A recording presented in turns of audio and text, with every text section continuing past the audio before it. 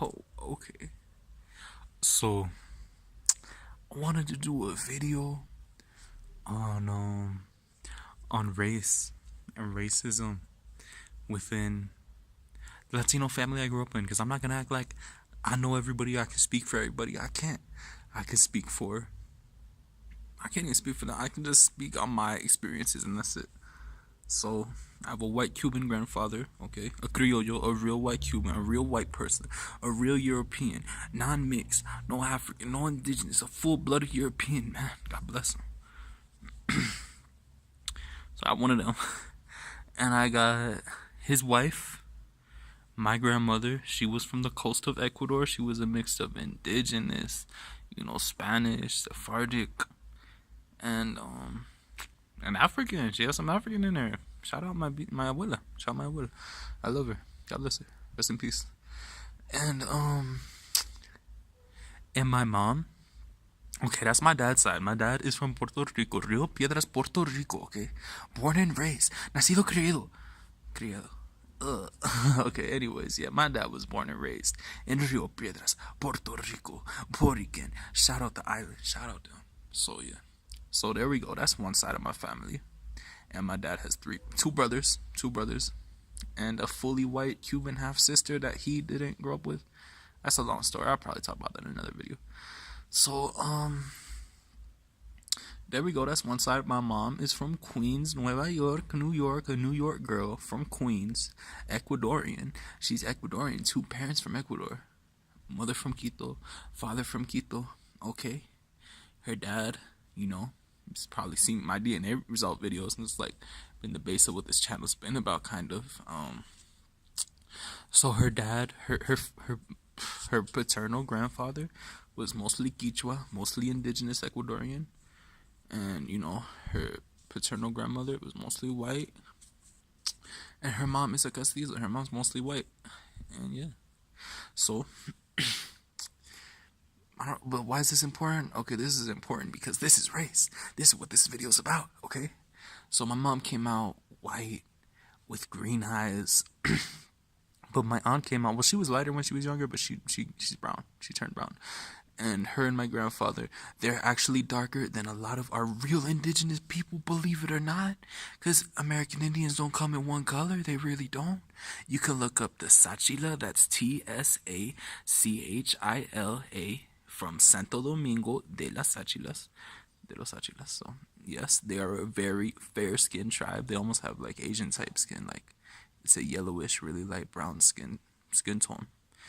But our indigenous ancestors, they are from the Sierra. They are from the mountains. They're from the Andes Mountains. They're from, Latacunga, Waranda, Quito, Ambato. So ours had exposure to the sun. For thousands of years, we're in super high altitudes and the sun just hits the fuck out of us. So our indigenous people out here in the Sierra are really, really dark. But the Sachilas live in, more like wooded areas. Like, I don't know how to describe it. But they didn't have as much problem with the sun as us, our indigenous ancestors, okay? As us, because I'm here, bitch. I'm here right now. So yeah, I know what it's like. I'm good though. So anyways, yes. My aunt is brown. My grandfather is brown. Okay. From my maternal side, they're full siblings. They're both 35% Native American, the rest Spanish. And yeah, okay. And then my father, he's 20% Native American, 5% West African, the rest Spanish. And he came out the most European looking of all the brothers. A lot of people have told me that he could pass as a Spaniard. A lot of people have told him he could pass as a Spaniard. And I see it. He really do got the finer features, like narrow nose, not wide or nothing. He got white skin with like a kind of olive complexion to it. And yeah, he's not the lightest. His older brother is the lightest. His older brother came out the lightest, but got some big old juicy lips that really give away that he's not no full-blooded white boy. And then the little brother, the youngest one, he came out brown too. And that's, growing up with a white Cuban father, a mixed Ecuadorian mother, and growing up in Puerto Rico, where Rio Piedras was mostly white back then. So his little brother was always called negrito. It's not negrito which could be translated to little black boy, but it's also just about the skin color too. It's not that he was black, it's just he was darker than all of them. He's brown. He's still brown. He has like he's a dark complexion. He's really dark. He's not light at all. So yes, he gets confused for Mexican all the time, stuff like that. So, and he has the most native looking features too. He's got soft, like just soft facial features. Like he has a really native hair. It's like straight black, like really straight. The rest of the brothers got like more like my dad got wavy hair. So yes, okay. So there we go. There's two families right there. Two families, okay. But wait, there's more. There's more. Yeah. Okay. So my stepfather, who is my father's best friend, they hustle buddies too.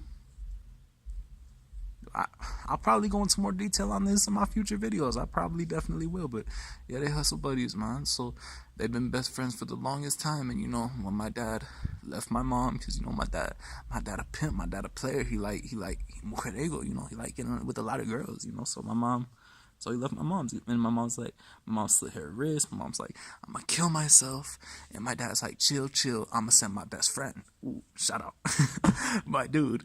So his best friend is my stepfather. He's not my stepfather. He got my mom. He's pregnant, man, and they're still best friends. So don't worry about that. But my stepfather, I have his DNA results on my channel too. Of course, I have all these people that I mentioned in DNA results on my channel. So he is a dark brown Puerto Rican with nappy hair. I'm not saying it's like straight, super tight curls like some Haitian or something, but he got an afro. It's really, you know, tight, curly, not super 100% West African, but you can tell he grows an afro. A tight afro. Yeah. So he's got brown skin, and you know, he's 38% West African, 48% European, 12% Native American, and that's about it, like 49% European. So mostly European, okay? Yeah, mostly Spaniard. So his mom is the white Puerto Rican kind of lady. She just honestly looks about, I would say like 70% white max. It's between 60 and 70%. Definitely majority though. And his dad has a huge afro. He's dark skinned, you know, like a more blacker Puerto Rican. He honestly looks about half black. His dad, his grandfather, my stepdad's grandfather, has like a more like indigenous looking nose, and his whole family looks super mixed, okay? But he came out dark, and okay, there we go. 3 families. These are the 3 families I grew up with. So you're gonna get different points of views from all of them on this type of stuff. So first and foremost, we never talked about race. About our race. We never talked about that. I thought that I had 3 white grandparents and 1 half native grandparent my whole life, because it was never talked about. And I just saw white skin. I'm like, yeah, okay, yeah, they white peoples. And never really talked about it. I was never raised talking about my Spaniard heritage, my indigenous heritage, nothing. God forbid my African heritage. I didn't even know about that for like a while. So, yes. So, anyways, let me just give you a few stories from each family, I guess. Let's see what I got.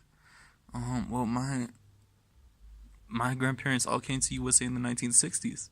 So, that was like, what, Jim Crow or whatever?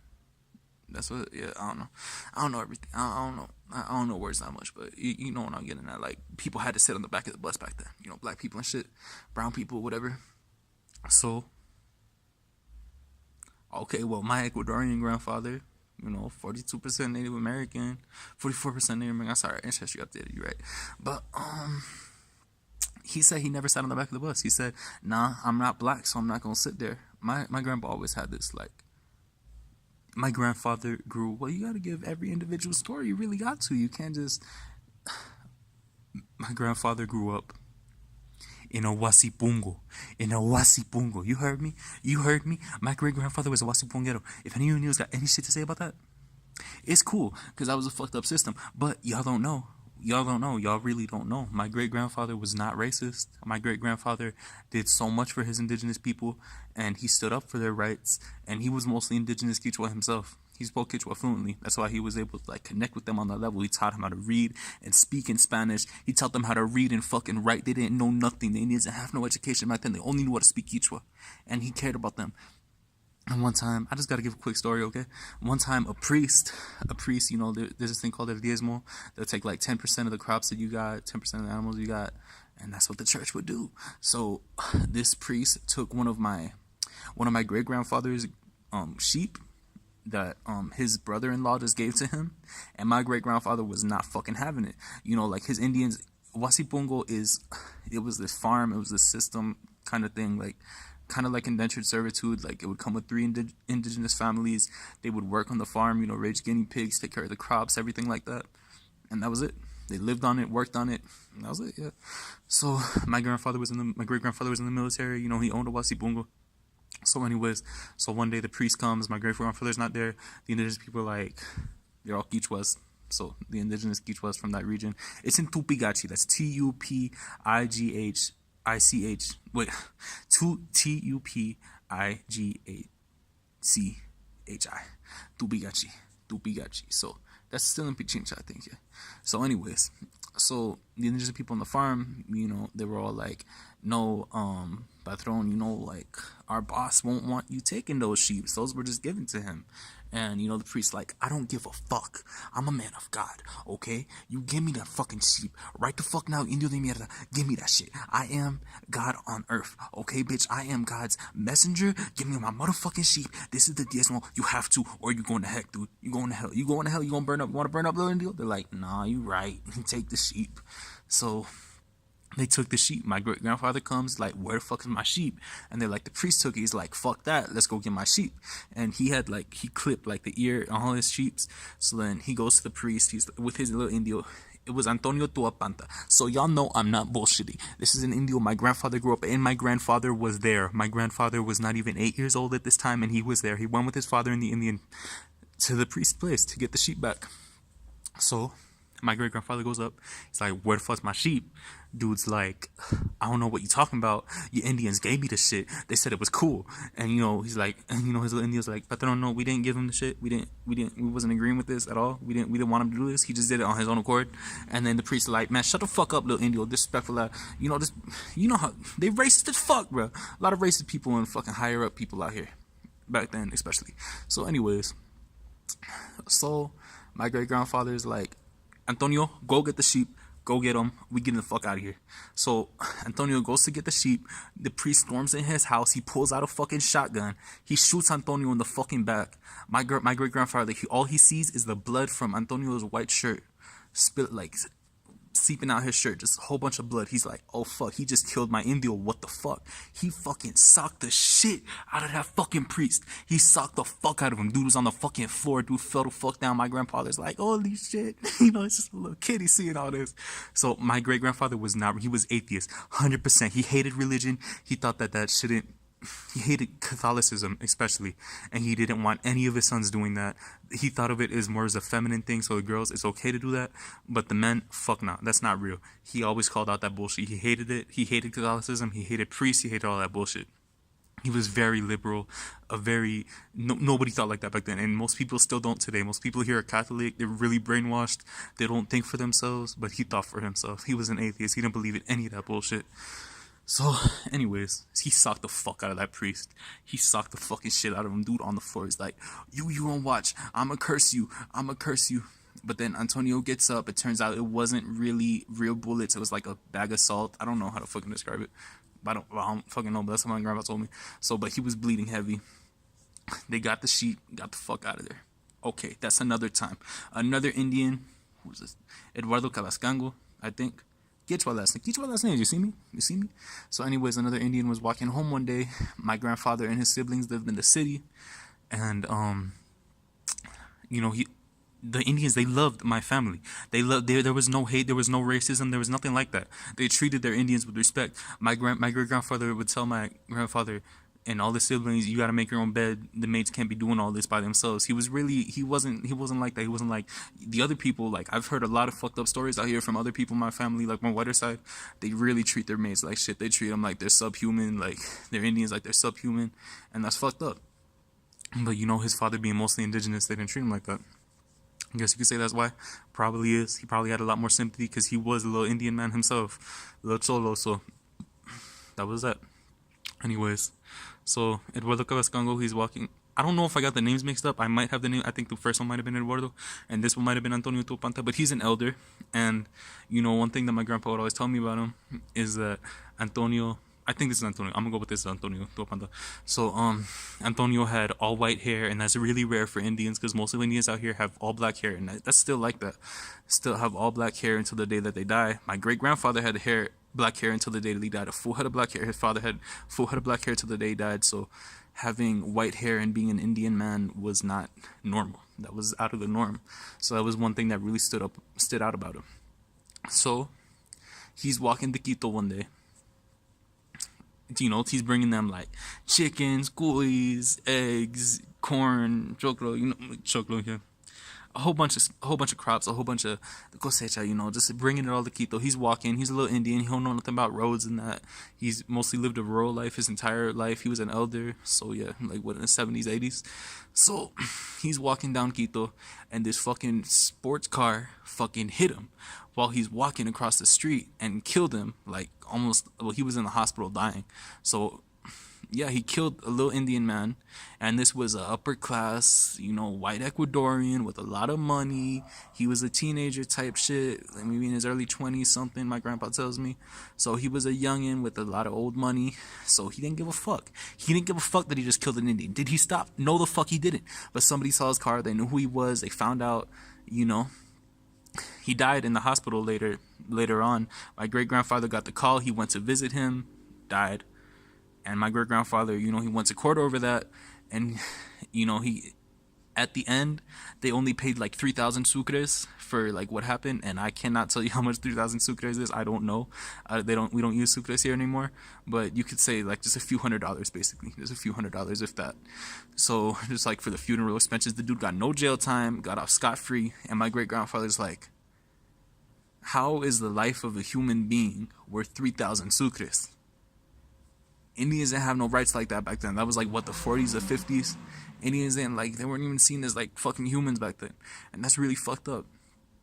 So these are two stories. You could say I'm going off track, but these are two stories that have that I really love hearing. My grandfather's told me them plenty of times in my life, and it's really just unfucking believable how shit was actually like that back then. And I could tell y'all a lot more from those time periods. So the little Indian girls who would be on the huasipu, sometimes they would always go out in the morning to take baths in the river, and there was this rich white Ecuadorian dude who would come out in a mask, and he would fucking just rape the fuck out of them. And this was happening a lot, and my great grandfather's like, this has to fucking stop, what the fuck. So he like, the police ain't doing nothing. He's like, I'm gonna hide out and I'm gonna call the police right after that. So he hides out, he sees what's going on. He gets dude, calls the police, and they caught him, and he turns to like, it's like one of those Scooby-Doo type moments, like take off the mask. Oh shit, look who you is. And he was, a richer Ecuadorian upper class family, like, yeah, an upper class family just going around raping little Indian girls, which is really fucked up and not necessary, because it would have been so easy to pull a little Indian girl if you're a rich white Ecuadorian, but I guess he just wanted to be a piece of shit. I'm gonna tell y'all another story. This is going way off track. I know I'm not even staying on track to what I wanted to talk about in this video, but these stories really, I want to get them recorded. Y'all can remember them. It's a really amazing stories that my grandfather's told me. So there was this dude. He is a rape baby, a real rape baby. Not like all you Latinos would be crying, we're children of rape, we're children. He was a real fucking rape baby. His father was, presumably a white Ecuadorian. His mother was a little Indian Ecuadorian from a huasipu, again in Tupigachi. And he grew up the child of rape, a mestizo born of rape.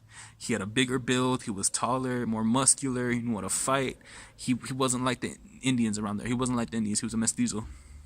So he took advantage of his genetic advantage, and he wreaked havoc on Tupigachi for years and years.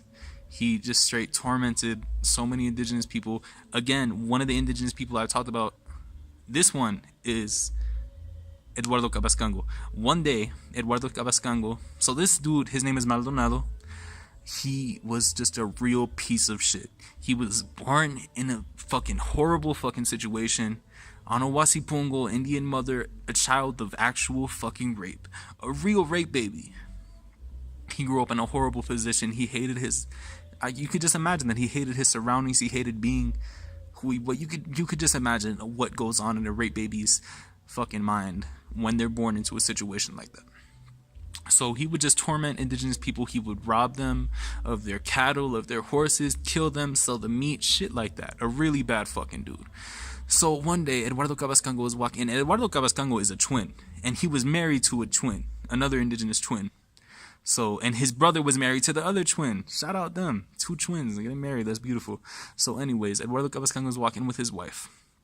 And his wife, they were like real royalty in their community. Like they were real special. Like I forgot, my grandma told me a lot about that, but I have to ask. So, but yeah, they was really chill. Chill 12, chill. So anyways, it was real like, they was walking home. They had their cow with them or something like that. And, you know, Maldonado saw this. He's like, oh shit, two victims right there. Let me see what I could get done. He goes up there, beats the living fuck out of Eduardo. He beats the fuck. He kicks him in the fucking teeth, kicks him in the face, dude, bleeding, fucking gushing blood, teeth breaking, nose broke.